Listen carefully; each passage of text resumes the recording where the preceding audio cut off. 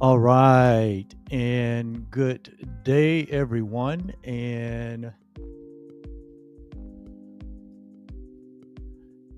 just a moment there, make sure I get everyone on here. Make sure I bring my Instagram family in on this session today. Hello and good morning, everyone, and welcome to today's session, which is a live session of yours truly, Oliver Blue. And thank you for joining in on this um, session today, whether you be on Facebook or Instagram or YouTube. I am coming live on all of those platforms. I'm in all these digital streets this morning. Beautiful morning, beautiful day. So happy. We're 19 days into the new year. And as you notice, life goes on. Life will do its thing, regardless of what may be going on in our personal lives or our professional lives or our corporate lives, political lives, religious life, whatever segment that we want to identify with. Life goes on. And as we come together this morning, if you've never been in one of my sessions, whether you watching the live or whether you're watching the replay, if you're in the live, just go to the chat there or the comment and just type live. Or if you are watching this replay, go to the comment field and just type replay in there, and I will come back at some point and give you some love. And if this is the first time you've been in one of my sessions, my name is Oliver Blue, and in this expression of my life, I guess you could say that I'm a spiritual junkie, or if you want to be more technical about it, I operate as what I call an advanced spiritual teacher of spirituality. But I like the word spiritual junkie, right? Because I'm just like most of all of human beings, right? I have an impulse and a desire, right, to understand things beyond just what meets the eye, to really go into a more in-depth and expansive understanding of who I am, what I am, why I am, where I am, and how can I best fulfill my purpose in this journey we call life. How can I live my best life? How can I, like the scripture says, let my light shine before men? How can I let my light shine before men, that which is real, that which is universal, that which is God, can be lifted up in order to help all humanity to come into the truth that is true always, that we may live in peace, that we may live in love, that we may walk in forgiveness, that we may understand that our life, all of our life, all of our lives has deep meaning and good purpose, as the Dalai Lama meditation would invite us to lean into. So in this next hour or so, I can be very lengthy. I'm going to just be upfront with you. And so in this next hour or so, just sit back and relax. If you have not had your spiritual or transformative breakfast or lunch or dinner, depending on what part of the world you're in, just sit back in this space. That's what it was created for. And allow yourself to be open to explore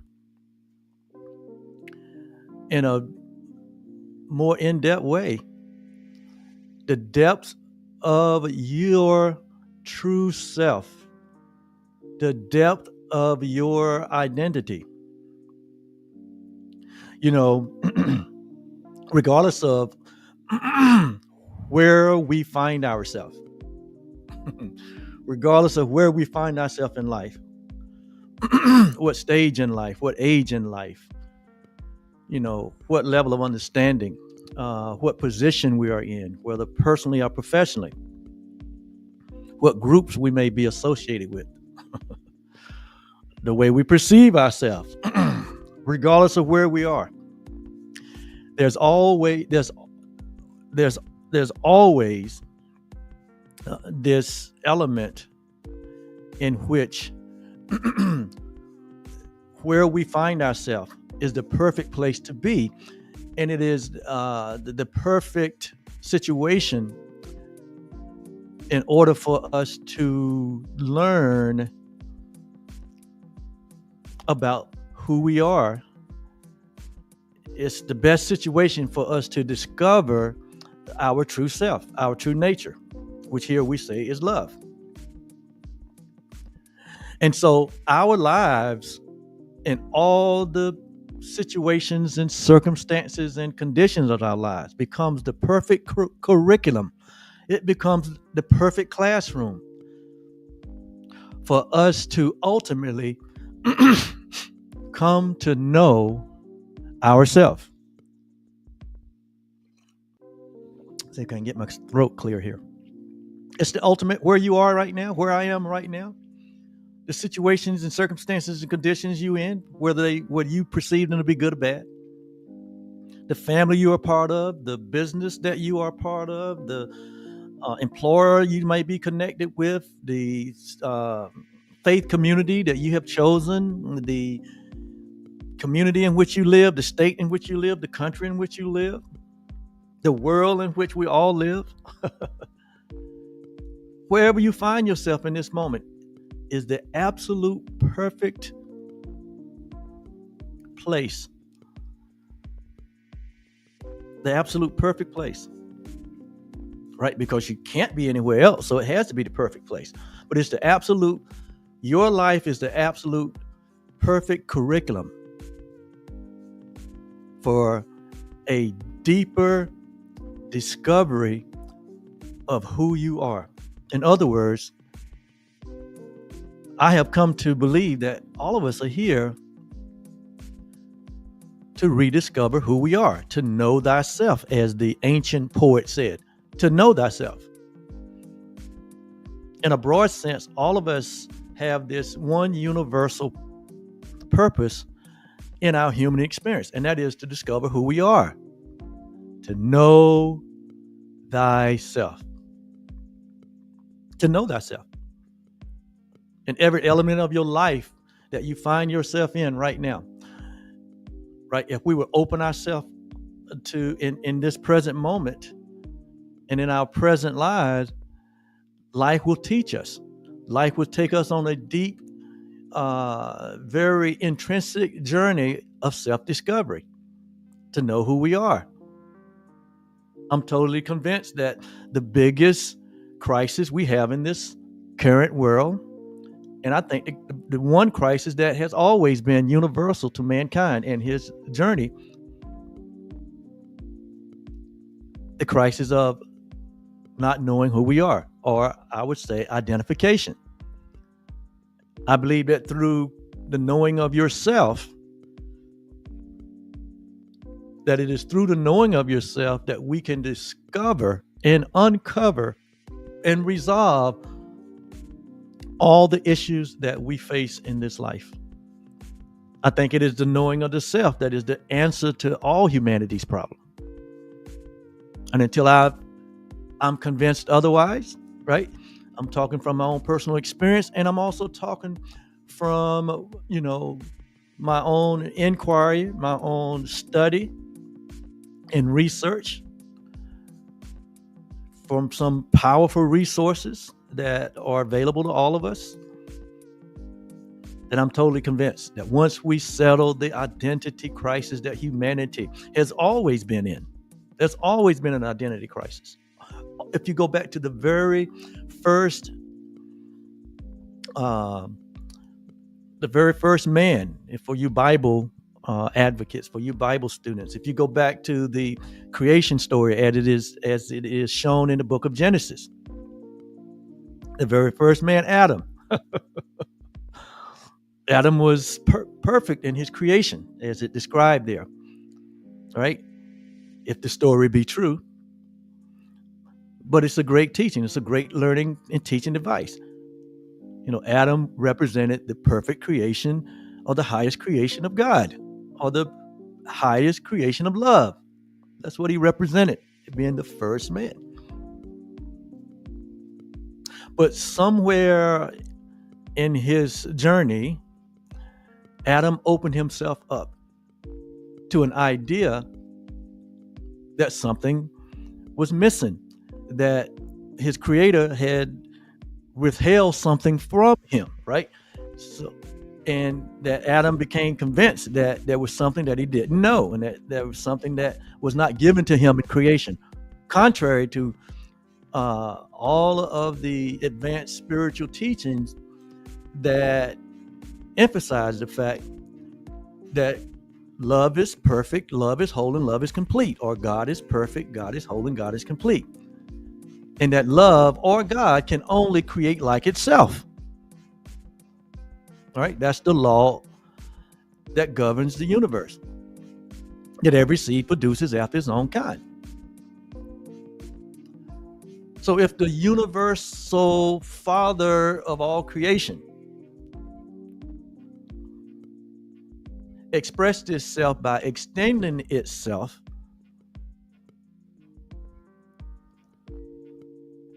what the creator of the universe could only extend was his very own nature, which is perfection and love and completion and wholeness, right?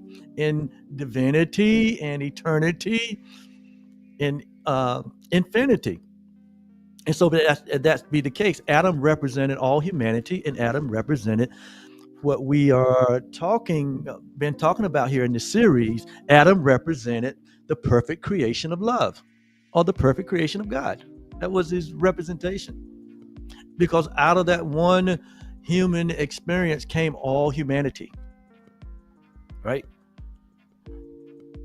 And so at some point, there was this idea, the Course in Miracles said there was a tiny mad idea where at some point we all collectively, through Adam, had this belief that we were these separate individual cells, that we have separated from our creator, and that we were separate from each other, that all of us was these separate entities in and of ourselves.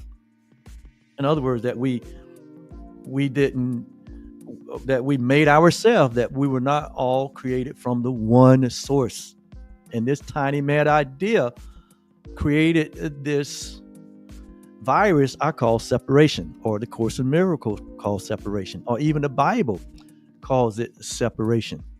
Then the Bible goes on later to say that there's nothing that can separate us from love, or the love of God. Absolutely nothing. I'm going to say that again. I think it's in the book of Romans. It said nothing can separate us from that love.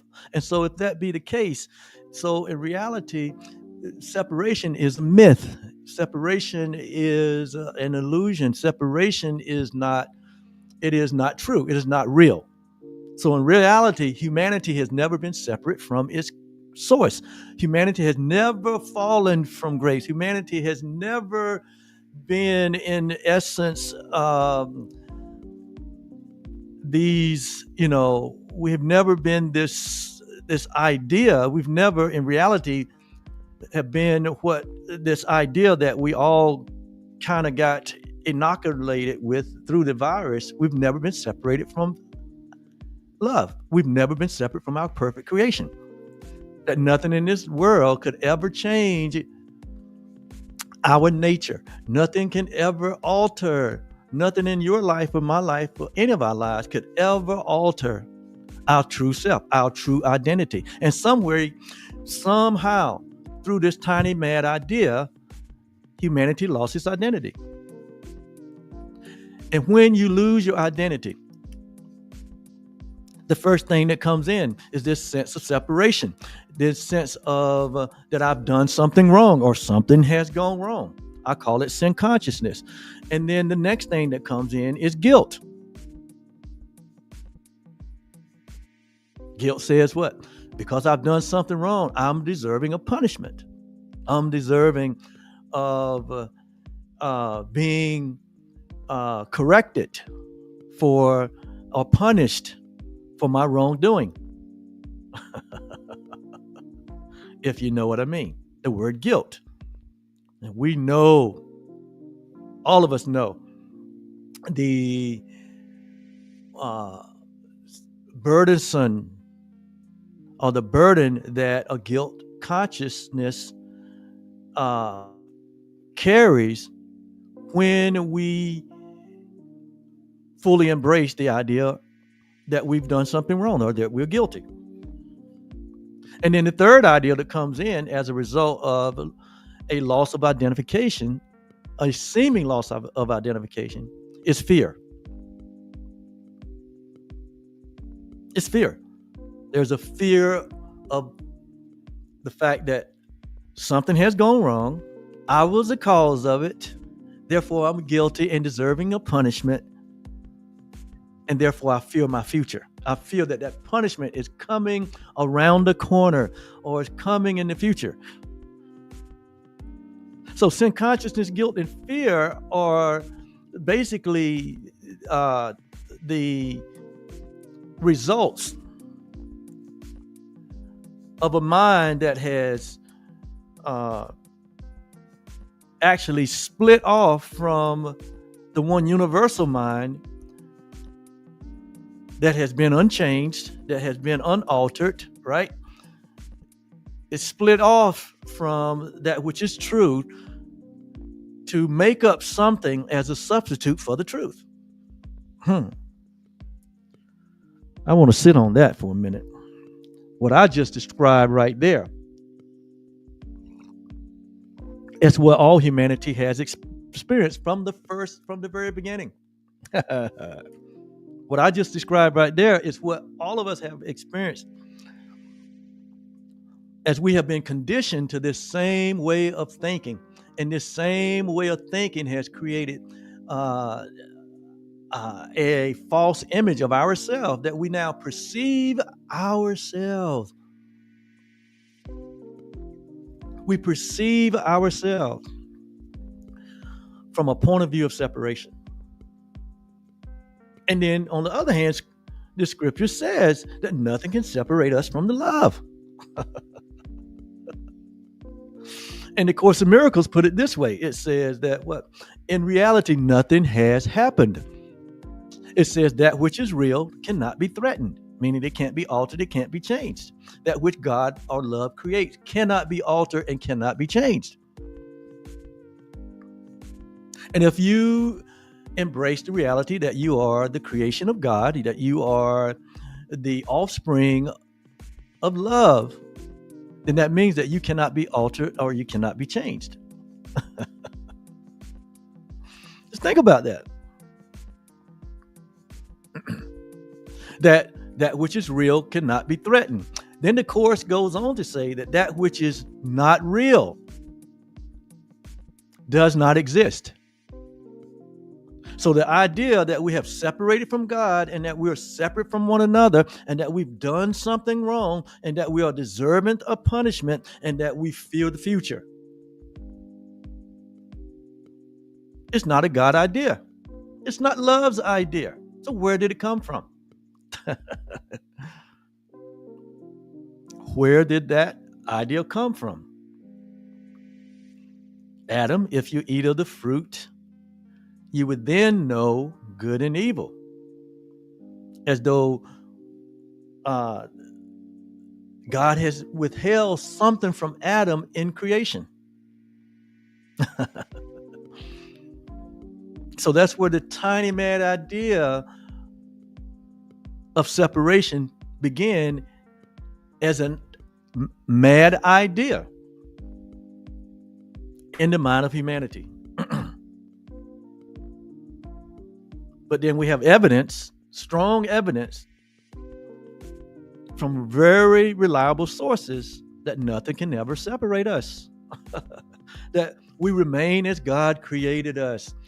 That we, like Jesus said in his communication to the people of his time, that I and the Father are one. There is no separation. I and you and me, we are one.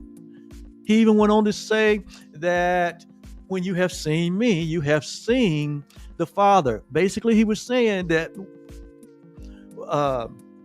that humanity and divinity are one. There's no separation. And of course, we know what happened as a result of him making those declarations. Why? Because humanity had been in such a state of believing that they were something that they were not, believing in sin consciousness, guilt, and fear, believing that they had really caused love to be broken, that Humpty Dumpty really fell off the wall and broke into billions and billions of pieces, never to be put back together again. In other words, we sought to redefine love. We sought to redefine God. We sought to redefine our own self. Therefore, we lost our identity. We lost our true awareness. We did not know ourselves. And anytime one is in a place or a position where they do not know themselves, they don't understand. Then what results in that is a lack of knowing of our purpose or our reason. We lose the awareness of who we are and why we are. And we know from the late Miles Monroe, the great theologian, one of his most notable saying is, when you don't understand the purpose of a thing, it says ultimately all you can do is abuse the thing, because you don't understand what it's for. And so humanity has been abusing itself collectively all through the history, from the first man all the way to this very moment here in 2025. We see humanity and its redefining of itself. We see humanity and its redefining what love is, what God is. We recreated God in an image based on separation, that God is somewhere aloof, that love is somewhere separate from us. You hear the phrase, the man upstairs, or God is on his throne, or all of these traditional sayings, these old wives' tales, I call them, that have been that would have been used to indoctrinate us, that has been used to condition us to think in a way that is totally opposite of what is true. And thus you have the world we see today. And thus we have gone to make a world where everything is separated, everything is divided and subdivided. That there's this world where we've created, where we've made, where there's this all the messages, all the symbols symbolizes disunity and disharmony. That oneness is not possible. That humanity can't live in peace. That there is lack, that there is scarcity, that there is loss, that there is separation, and that there is death. All of these are our own made up ideas as a result of embracing the falsity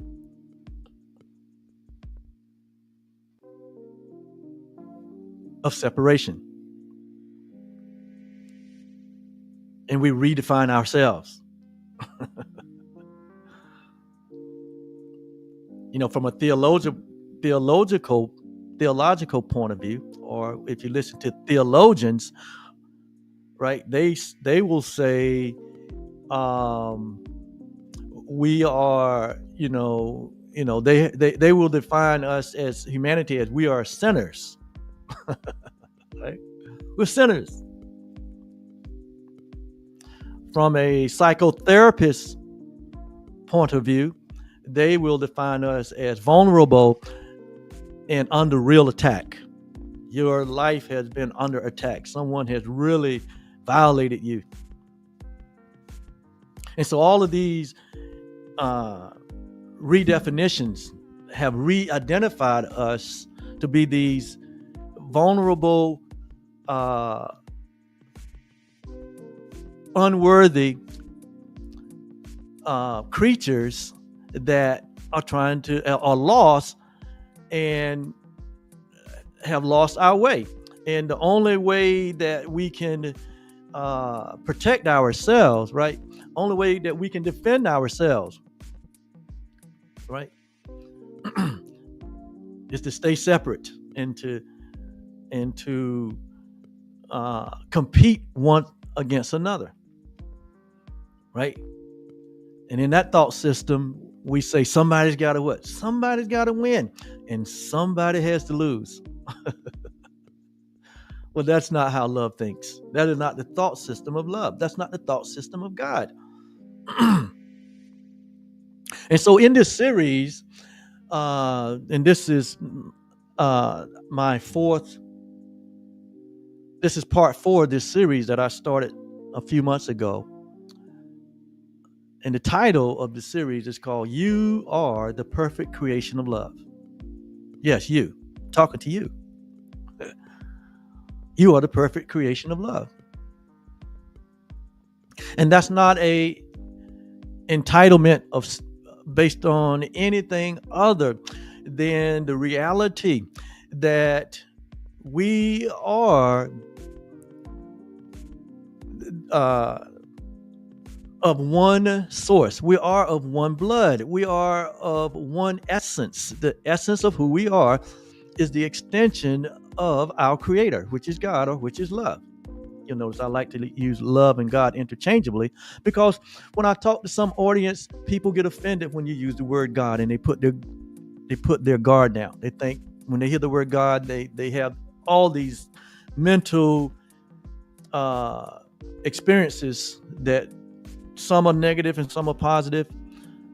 But when I use the word love, or when we hear the word love, it is less offensive. People really open themselves up. And so I like to, because even the Bible said that God is love, right? And love is God. So they are synonymous, right? So if you are of the religious connotation, God is okay with you, hey, blessed. If you are not, love is okay with you, double blessed. But the goal here is not to offend anyone, but the goal is for us to come and reason together, right? It is quite apparent that something has gone wrong, and here we are in 2025, and we find ourselves in such a state of disarray, such a state of division, disorder, discord, right? And that all of this, from my perspective, is coming from a place of not knowing who we are. That virus that was metaphorically described in the creation story, where Adam and Eve fell from their original state, and something went wrong, and on and on and on. And that was passed down to all humanity, right? There's a correction for that. right? If there's a problem to be solved, you have to go back to the place where the error was first created. If we're going to effectively resolve an issue, if we're going to correct an error, we have to go back to the origin. We have to go back to the place where the error was made, to make real resolution, to make real correction, to have real meaningful change. And I do believe that the error happened to all of us in eternity past, before the foundation of the world, when this idea of separation was embraced by humanity, right? Free will humanity. But just because something is unreal, that doesn't mean, or just because something is not true, that doesn't mean that it becomes reality. That doesn't mean that it changes reality. It just means like that we are in this kind of sleeping state. We have covered ourselves. We have obscured ourselves. We have buried our head in the sand to the truth, right? Just because the clouds are covering the sky here where I am, and there doesn't appear to be any sunlight, in truth, the sun is shining. In truth, the sun is always shining, just beyond the clouds, just beyond the cloak, the covering, just behind the curtain, just beyond our false beliefs, just beyond our limiting belief, just beyond our fear-based theology, just beyond our divisive politics, just beyond our misperception of ourselves. The sun is shining. Love is always shining. Just beyond what we perceive to be sickness and death and lack and poverty and scarcity, just beyond that is the abundant life. Just beyond that is the truth that is true always, that is everywhere present.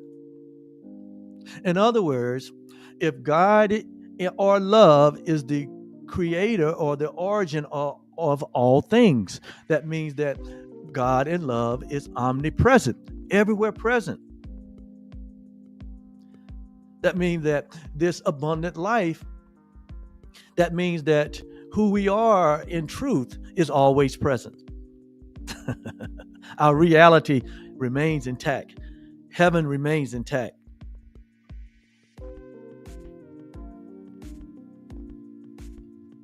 Our purpose remains unaffected by a decision to embrace an idea that is not our reality.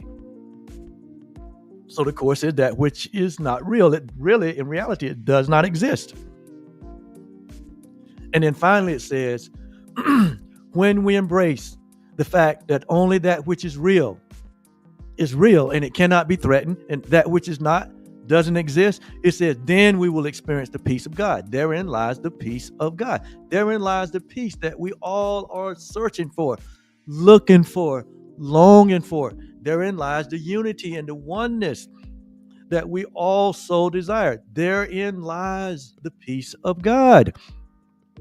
Therein lies the happy dream. Therein lies the world where we all get to embrace the bounty and plenty that is available for us. Therein lies the correct usefulness of the things that we create and the things that we make. That the things that we create, the things that we make will be used only for the advancement and the betterment of all humanity, excluding no one, but including everyone. It's called equality. Only then will we have the opportunity to see love everywhere, because love is everywhere.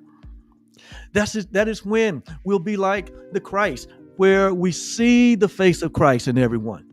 that we look past the illusion of the body, that we look past the limitations that this world of perception mirrors to us, that our minds will be transformed and renewed to see ourselves as who we really are, to see as love sees, which will result in a new thought system, a renewed mind, right? The mind of Christ, as it is spoken of, that we will allow the mind of Christ to be in us, to let this mind be in us that was also in the Christ, who being in the form of God while being a man.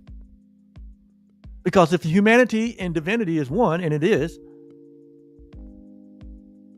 and in Philippians 2, 5, and 6, it says, being in the form of God.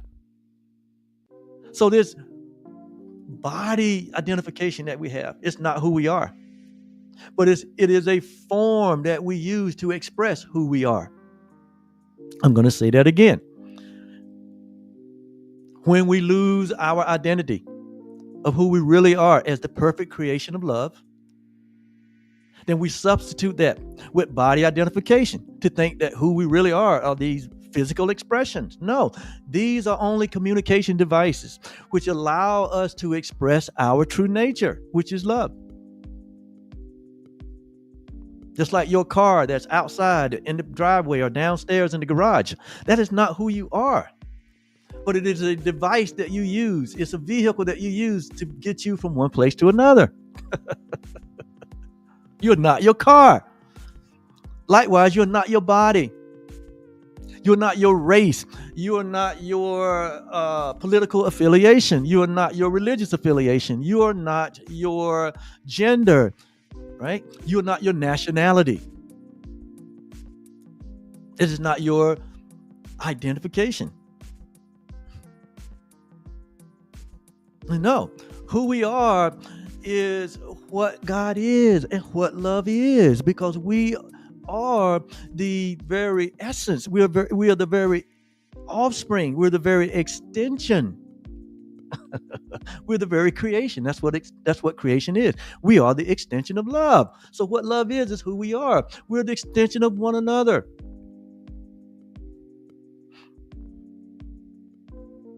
In Scripture, we look past these revelations, like in 1 John, when it says, God is love, and everyone that is born of God is born of love. Well, who is not born of God? And I'm not talking about your physical birth. The birth that your parents gave you, that's what your parents gave you, and it's temporary.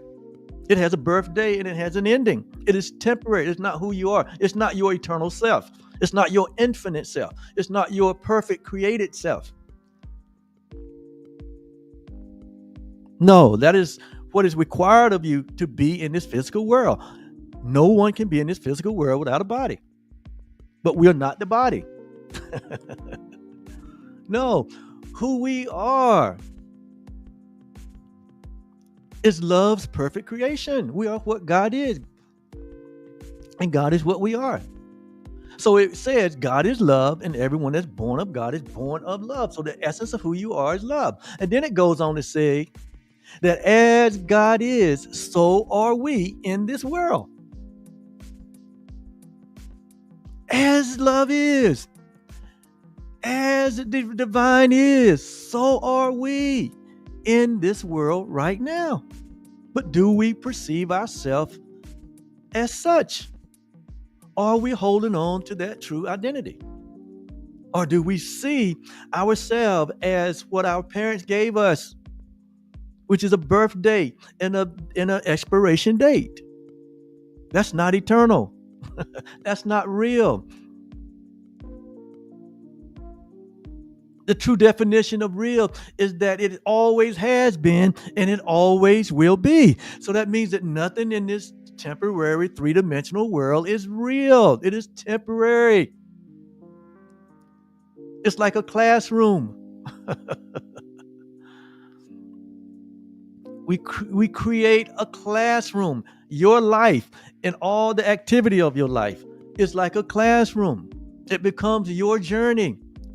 It becomes your path to awakening to the reality or the return to your true self. As you can tell, I'm getting a little excited. As you can tell, I'm getting a little excited. And I haven't even gotten to the notes that I have here and the purpose for this session. I just feel inspired to stay in this vein because I do believe if we don't correct the error that has been made, if we don't correct the original error, that is the belief in separation, the belief in individuality, right? Individuality has its place, but not in our identification. It's just a unique expression of the one source, which is love. Look at the 8 billion people that are on the planet currently right now. All of them have a unique, right? A unique expression. You can't find two people on the planet that are the same in terms of their expression, their physical expression. But that does not make them separate from one another. It allows them to show all the different multiple infinite expressions of love. But love is the source. Love is the identity, not the expression. If you ever been on the ocean shore, you notice that the waves are constantly coming into the shore. And you notice that no two waves are the same. They come and they temporarily express themselves, right? But what they all do is they all retract back into the ocean. They all retract back into the source. They all go back into the ocean of love. They all go back into the origin of all things. And every wave has within it the same capacity. It has within it the same characteristics of the ocean. Right? Likewise,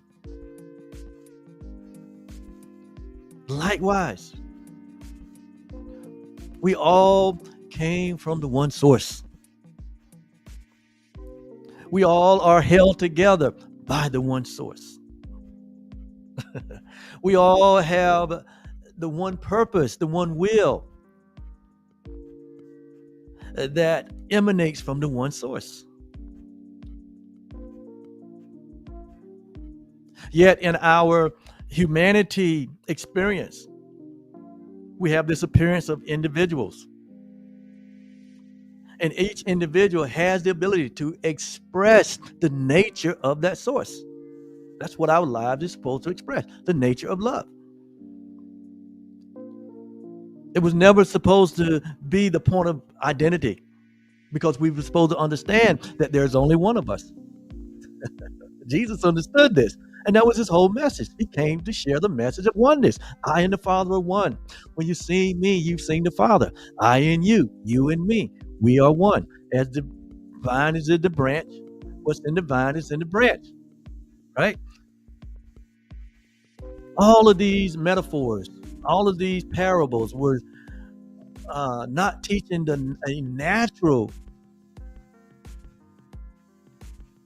law, but they was used to teach us a universal law and to awaken us and to bring us to a place of recognition of who we truly are.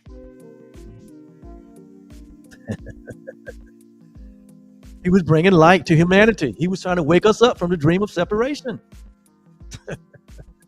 He was come to let us know that we were okay, that we remain as God created us. That, like in Ephesians said, that from the foundation of the world, it was already determined that we should be holy and without blame before him in love. That we were blameless and innocent and guiltless. that we were the perfect creation of love, and that could not be undone, that could not be changed, that could not be altered. Not even the temporary proof that we try to prove ourselves undeserving. Undeserving. We try to prove to ourselves, even in Jesus' day, that we were undeserving of the grace, of the love, that we were that we that we were undeserving of the blessings. We were undeserving of the abundant life. That mankind saw himself as unfit and unwhole and incomplete. Where did that come from? The idea of separation. So we have to go back to that point to make the correction. When you look up at the sun, and what do we see? On a clear day, we see what? We see the sun rays that are extending from the sun. We see the sun rays, and every ray is unique. That's symbolic of our individual expression. Every ray is unique, and every sun ray represents the essence of what the sun is. Every ray represented the content, the ability, the potential that the sun is. But just like all sun rays are temporary, what? Because they eventually what? They eventually retract back into the what? Into the source, back into the sun, into the oneness, into the unity. We understand that in the natural. We understand the waves coming to the ocean and retracting back into the ocean. But when it comes to our own identification, we resist and we refuse and we reject the idea that we are what God is, what love is, that we remain as God created us, that we are indeed holy and without blame before Him in love, that we are indeed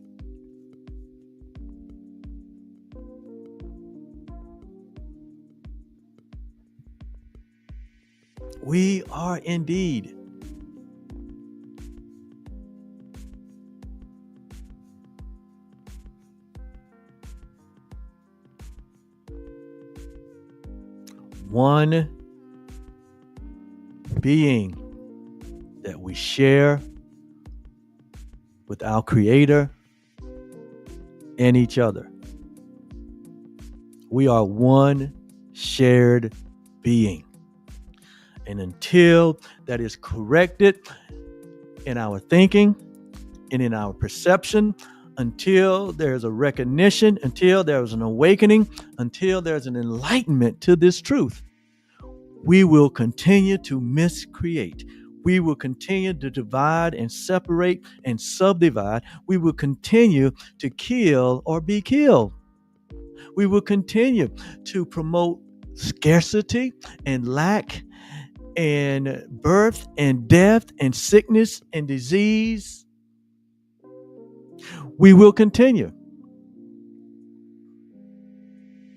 to believe in the idea of beginning and ending.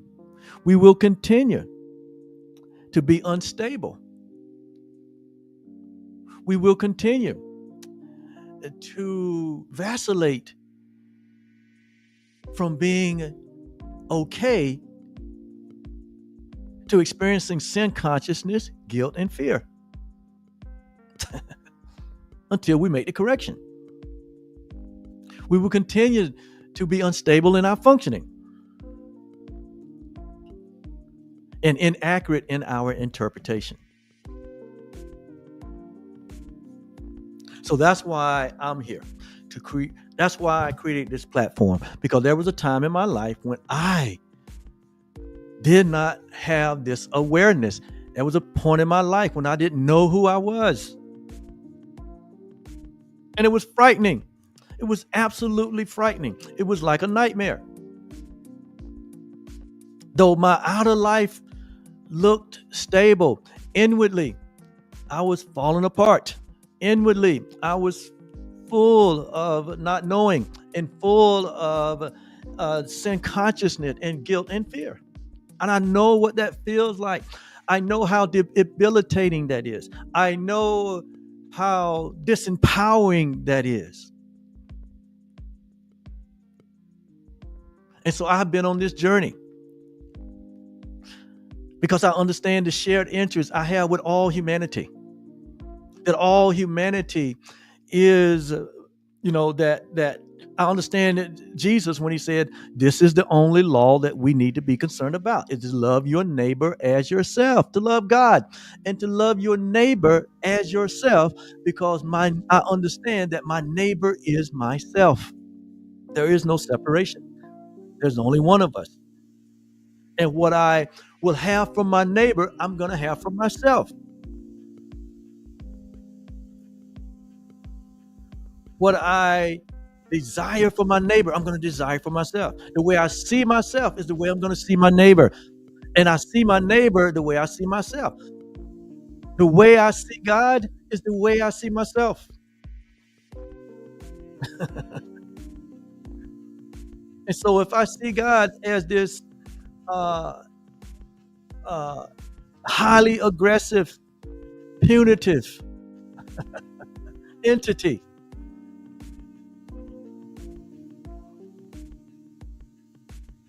that nature that has an ego bigger than the ocean. We made God in that image. We think God is, operates in these human emotions like we do, and gets mad and angry when he don't get in his way, when people don't do what they want to do. No, love is not that way. Love is not threatened by the illusion of this world. Love is not threatened by the belief in separation. It remains constant. It remains present. And so we have remade God in our own fear, in our own sin consciousness, guilt, and fear. And so a healing needs to take place collectively. There needs to be a healing among us. And the only thing that needs to be healed is our belief in separation. There is no separation. There's never been a separation.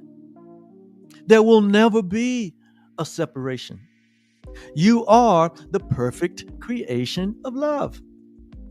And that's timeless, and that is formless, and that is the way it has been from the beginning, which you cannot find, and that's the way that it always will be, forever and always. As it was in the beginning, so it is now, and forever shall be. That's what the Bible means when it says that. Listen.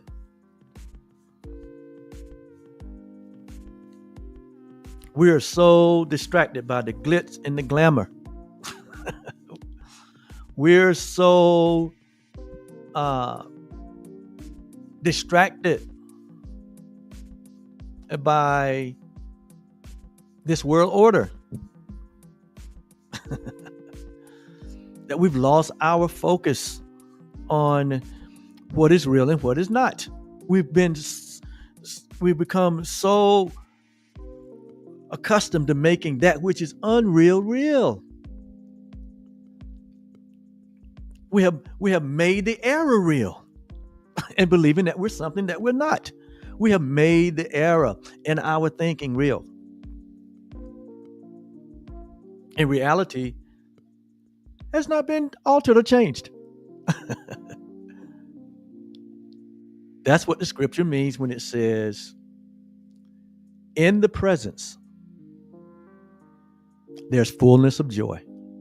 In the presence, there is fullness of joy. In other words, in reality, there is nothing but this present moment.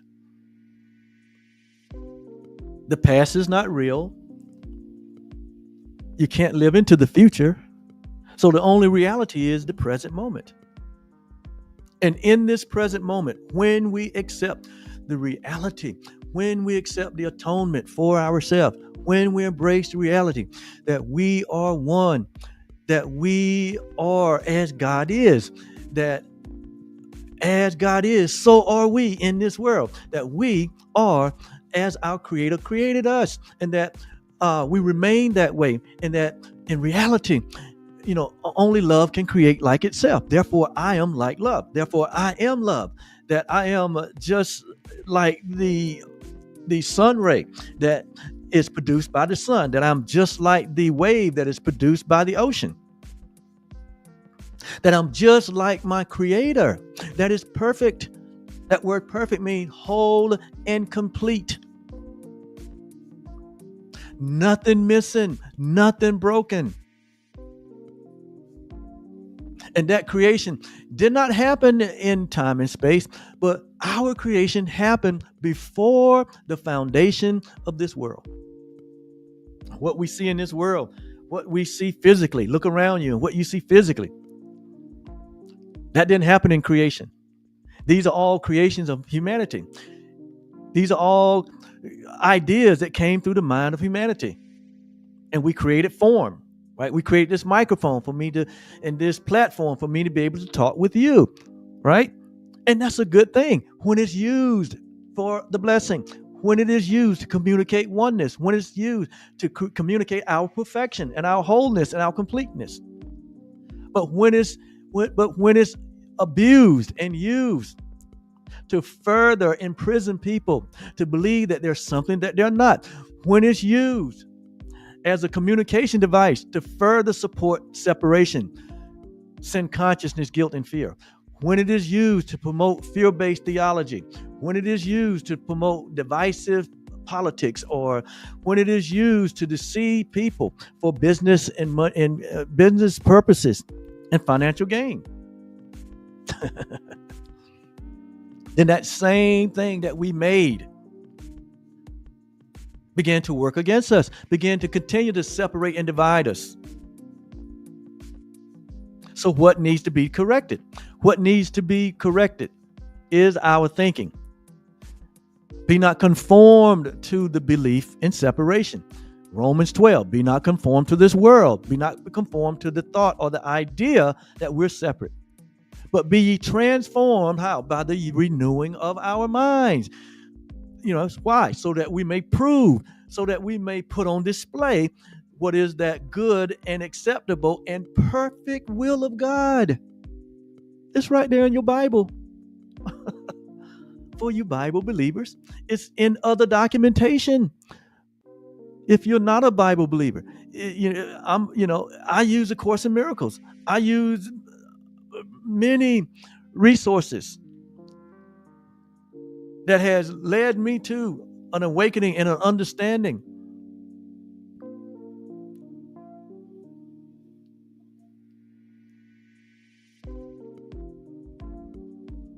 So what do you think?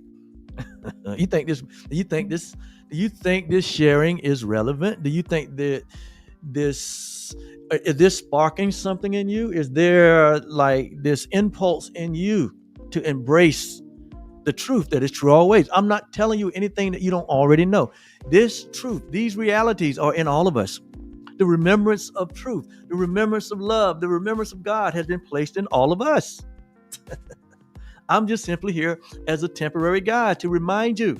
But we all have this permanent guide within all of us. We all have this internal teacher within all of us. We all have the potential and the capacity to fully express the love that we share, the shared being that we are. But we have to be willing to lay down all of the illusions, all of the lies, all of the fear-based theology, all of the divisive ways that we communicate that we're not one, that there is a difference,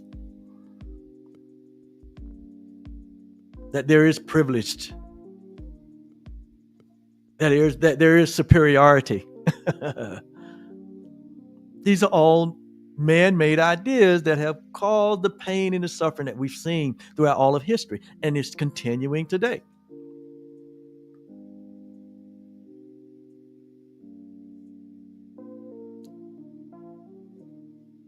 the identity crisis is over for you in the moment that you accept the truth that is true always. The moment that you embrace that there is only one. There is only one God. There is only one love. There is only one being. And we all share that one being.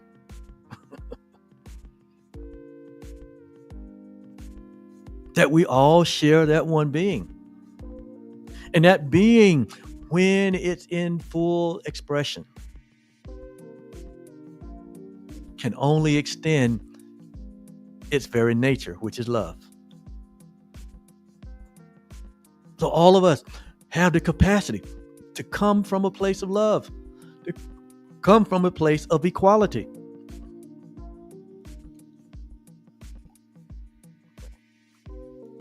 To come from a place of truth.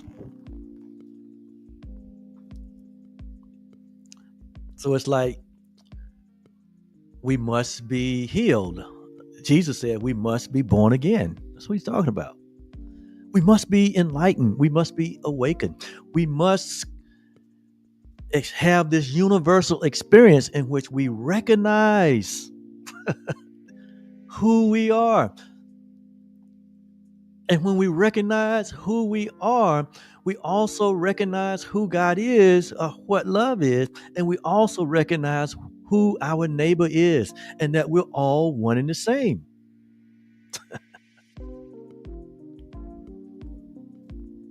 That we're all one and the same. And we're all here to express that unity.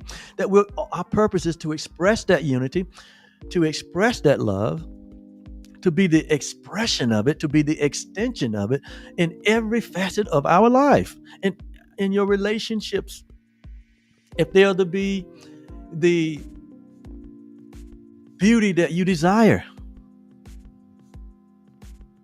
we must come from a place of love. If we're going to have families that are unified, and family that are supportive, and family that are forgiving, and families that are overjoyed, we must come from a place of love. If we're going to have communities that live in harmony and peace, we must come from this place of shared being, this place of shared interests. We must come from the place of love. If we're going to have a country, if we're going to have a world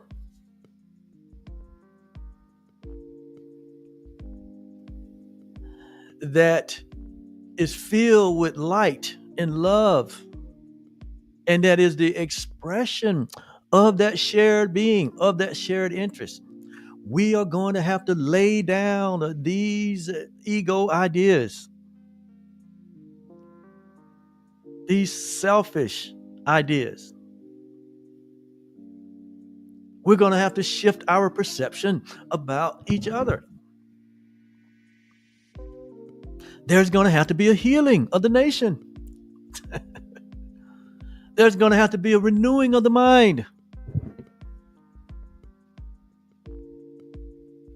Otherwise, we're only going to produce and elect and empower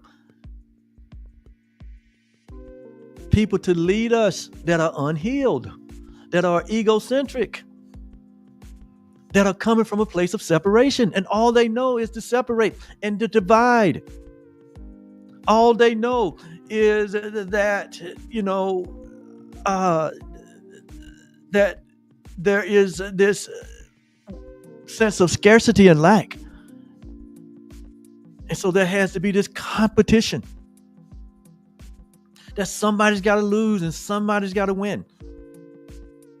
So this whole ego thought system that emerges out of the belief in separation is what has put the world in the state that it is in.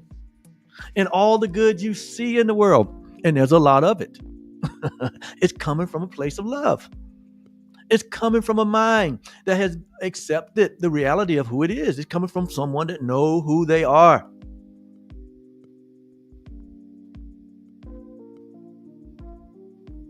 And so here we are. In our nation, we're getting ready to have a transfer of power, bringing in new leadership, new people to lead.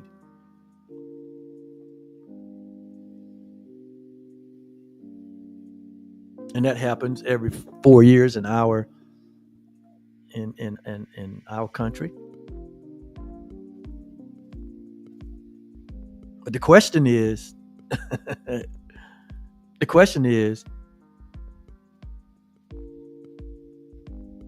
are these leaders healed from the belief in separation? Because if not, we will have unhealed healers trying to bring healing to a nation, and it will not happen.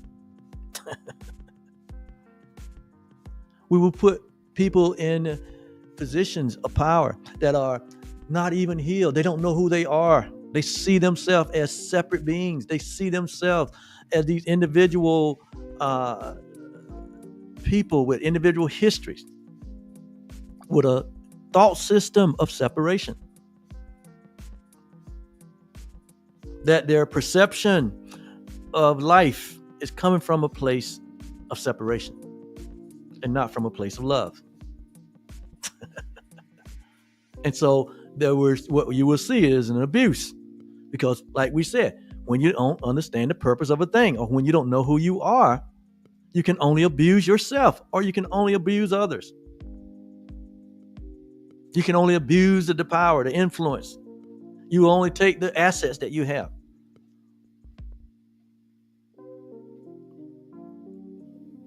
And seek to capitalize off the less fortunate. That sounds like a political statement, but it's not. I just use politics. I use business. I use the religious community. I use sports. I use entertainment, because all these are arenas in which we find ourselves. Like if you're an entrepreneur, right? Or if you're an employee that works for a corporation, or if you're retired, or if you're a newborn, if you're a teenager, all this applies. All these are classrooms in which we find ourselves in to learn and to come to know who we are.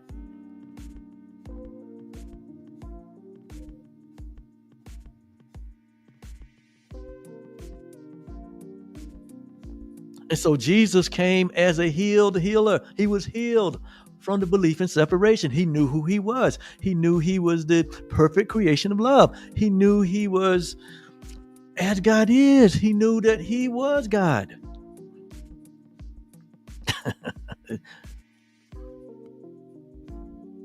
Do you know that you are the perfect creation of love? Do you know that you are what God is, that you have this one shared existence with God? Do you know that you are God, as the scripture says? Jesus said, have you not heard? Ye are gods. And that went right over humanity's head. The Course in Miracles says God is, and there is nothing else. And therefore, we must be that. And it goes right over our head. Why? Because of the sin consciousness, guilt, and fear that's been programmed, that's been conditioned in our minds.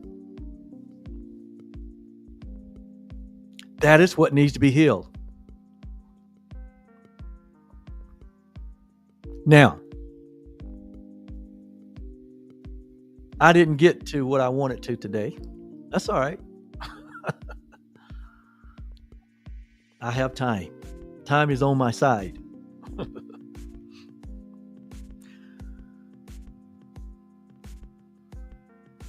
But if we're going to end the suffering in our individual lives, if we're going to end the suffering in our collective life,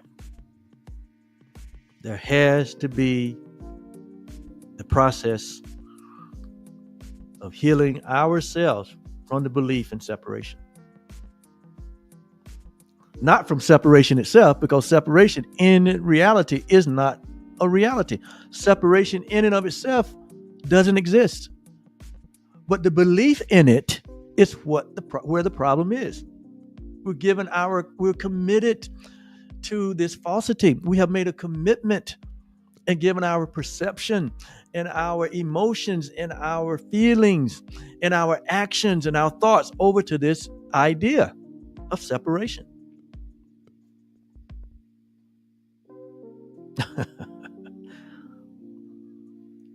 You know, an example of an unhealed theologian or unhealed preacher or pastor or someone in the religious community that's leading and teaching others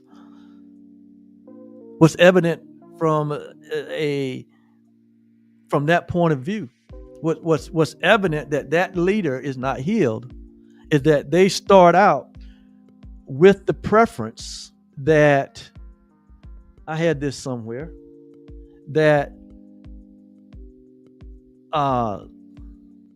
let me find that. It says all unhealed healers follow the ego plan. Okay, it says, for example, a theologian, they are likely to condemn themselves. So you gotta watch who's speaking into your life, regardless of their title. Because if the theologian, if the pastor, if the teacher, if the evangelist, whatever, the spiritual, whatever, however your spirituality is set up, if that teacher starts out from the premise that they condemn themselves, they see themselves as condemned, as unworthy. If that happens, it says, and I'm reading from A Course in Miracles, it says, if they are theologians, they are likely to condemn themselves, and then, as a result, teach condemnation. Teach condemnation, and then advocate for a fearful solution.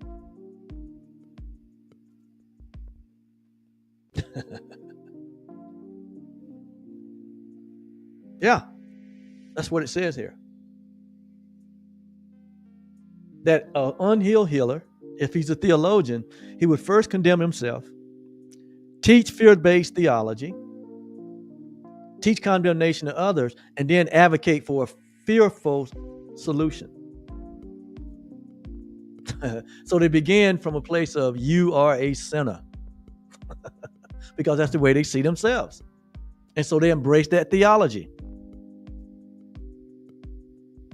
And that's the furthest from the truth. You are not a sinner. You are the perfect creation of love. But if they can convince you, if they can condition you to believe in that idea, guess what? That's where you start. So you can, so in other words, an unhealed healer is someone who tries to give what they have not yet accepted for themselves. If you got a psychotherapist who's unhealed, they have not embraced the truth of who they are, then they're going to come from a place of that you have been unfairly treated. It's a reality that you've been unfairly treated. And how did it say it here? Let me find that. I don't want to be wrong.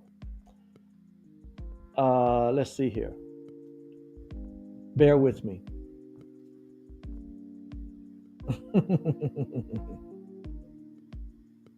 Yes. It says that if you're under the guidance of a psychotherapist, they will set the foundation that yes, you have been unfairly treated, that you have been abused, you have been taken advantage of, and it's real. And it's only that way, and they only will start from there because that's the way they feel. They have not been healed from the belief in separation. If you're the leader of a business, or if you're the leader of a country, or if you own your own business and you are the leader of your business, if you're the leader of a family, if you're the leader of a team, if you're the leader of any establishment. You're the leader, and you are not healed if you have not come to know yourself as the perfect creation of love. Then you will basically try to give something or resolve something that you have not accepted for yourself. Thus, you see what you see and what you experience in the world. Because in many cases, the leader is not healed. The leader does not know who they are. And so they can only project that on you.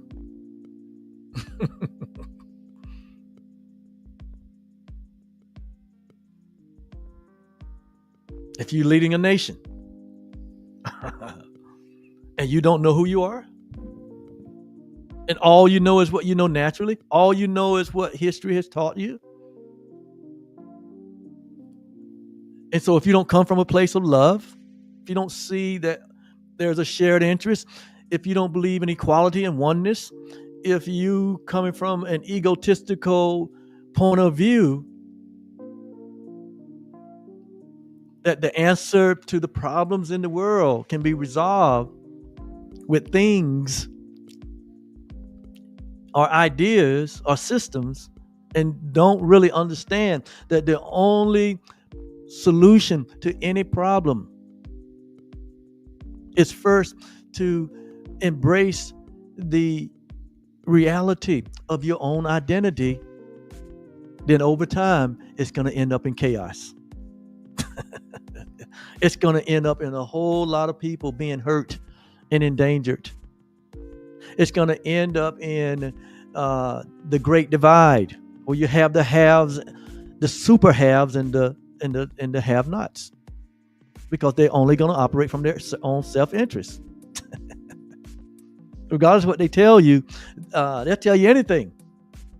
The ego will say anything to get in a place to be able to empower themselves.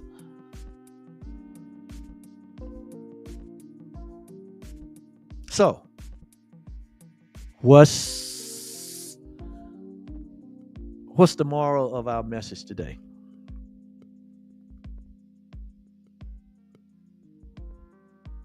I'm going to put it to you in plain terms. Only the good can work. Only truth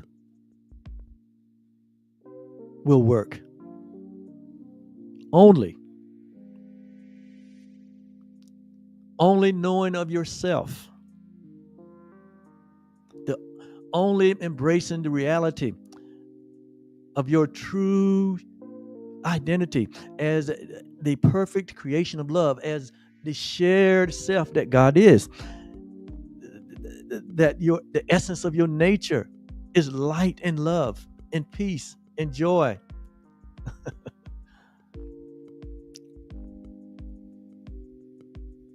Only that will work. And the result of good works are more convincing than our words. Jesus says, you will know them by their fruit. Not by their words. He said, you will know whether someone knows who they are by their fruit. You will know if someone have embraced the reality that they are the perfect creation of love by their fruit. And he even went on to say, be perfect. In Matthew 5:48, he said, be ye perfect. Why? Because you are. He said, be ye perfect even as your Father is. Even as your Father is perfect, be ye perfect. Why? You can be, because in reality, you can't be any other way.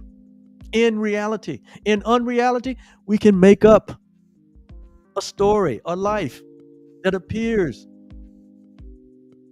to be imperfect. In other words, complete and whole. We're not talking about human perfection. We're talking about what God created remains. That we are what God is, and God is what we are. That's perfection. And it's changeless, it's formless, it's timeless, it's universal, it's all inclusive. There are no exceptions. They apply to everyone. That's perfection. That's what love is. And it can only create like itself. And so he said, you'll know by the fruit, not by the words. You'll know by the good works. You'll know by the expression.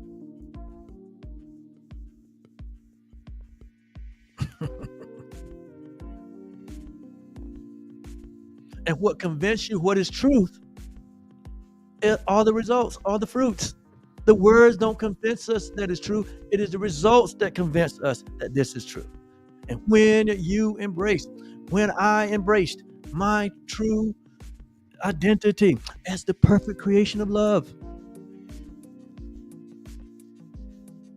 and my fruit changed.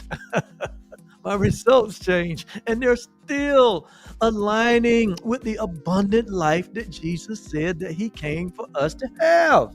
It's for everyone.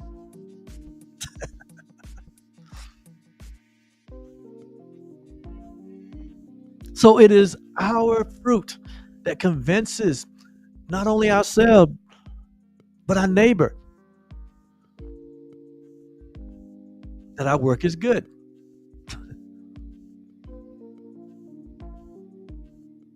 And so, in ending today's session, oh, this has been good for me. I know it's, I know it, I know. I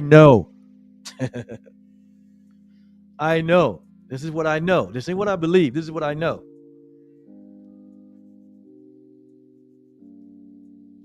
That these are the messages that are being elevated. These truths are being brought forth in the world, in this moment, to bring humanity to a place of awakening, to bring humanity to a place of healing, to bring humanity to a place of enlightenment, so that we can really be about our Father's business, that we can really be about extending and sharing the love that is ours, all of ours.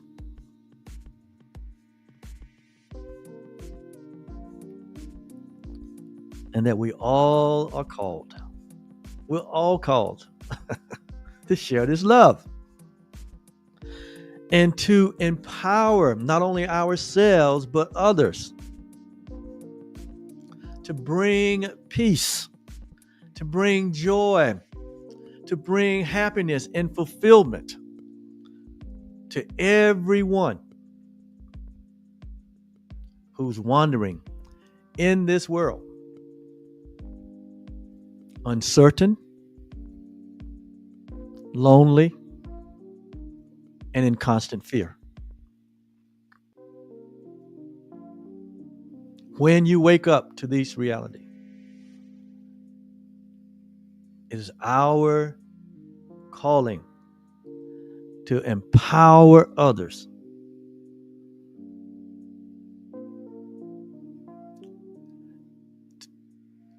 who are wandering in the world. They're wandering. And the reason they're wandering is because they are uncertain. There should be complete, when you wake up to this truth, there should be complete clarity. When you embrace the reality that you are the perfect creation of love, you will have complete certainty, complete trust. There should be no uncertainty. There's only uncertainty because we don't know who we are.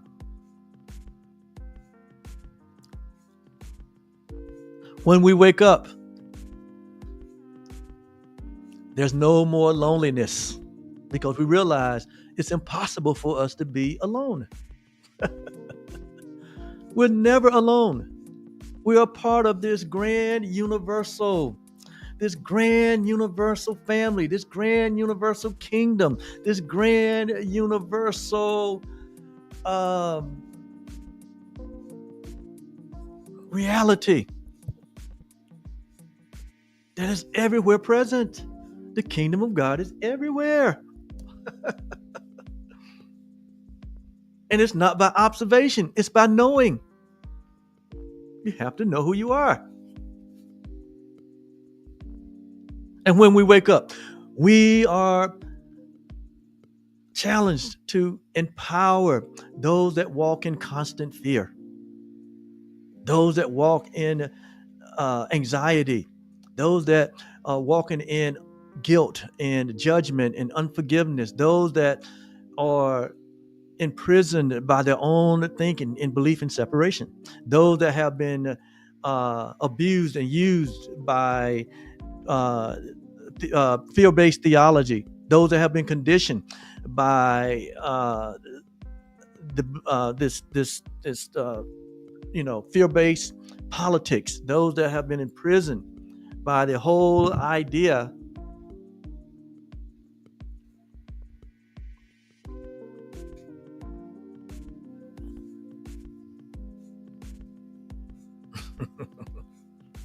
this whole falsehood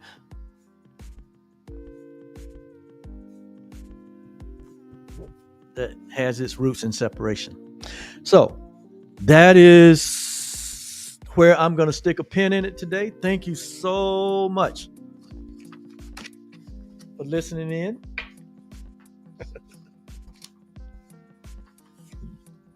I am so happy and grateful that I get the opportunity to share in these digital streets what I believe is very useful and very timely for all humanity.